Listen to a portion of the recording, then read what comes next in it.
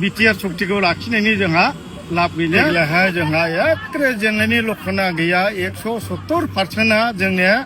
बिपिएफआव एखे दङैनो दङ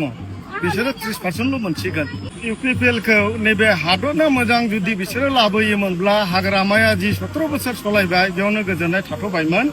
दानि नैबे इउपिपिएल सरकारनि बे परिबर्तन सरकार बिटिआरखौ लाबोनायाव जुदि मोजां मोनब्ला बेयाव मानसिफ्रा जथेस्थ' रोखोमै रायजो राजा थाखागौमोन दा मोजां मोनैखाय दानख' दाजाब बिसोर लाबोनायखाय नैबे दा रायजो राजा बुजिनानै मोनबाय जे लोब लोबनो हायानो जुदि जोंनि नङाब्ला बिटिआर सक्तिखौ लाखिनायनि जोंहा लाब गैला जोङो बै 6 दल हाबखानाय बिपिएफ सरकारनि बिटिसि सरकाराखौनो जोङो भट होफिननानै हायाखौ जोंनि खालामनांसिगोन होननानै जोंनि रायजो राजा बुजिबाय आरो सानबाय बिपिएफनि मावनाया आदर्श दङ गावसिनि बे बिएलटि सक्तिनि जि सक्तिखौ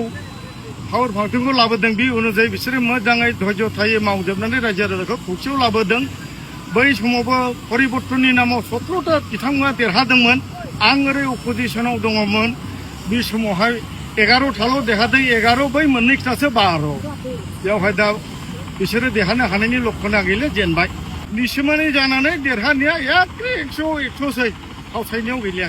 देरहाखाबाय बे 100 ग्राम 200 ग्राम रायजो राजा भट होयोब्ला बिपिएफ सरकारा एखे कुइन्टेलनिबो बारा थांबाय जय नांगोलनि जय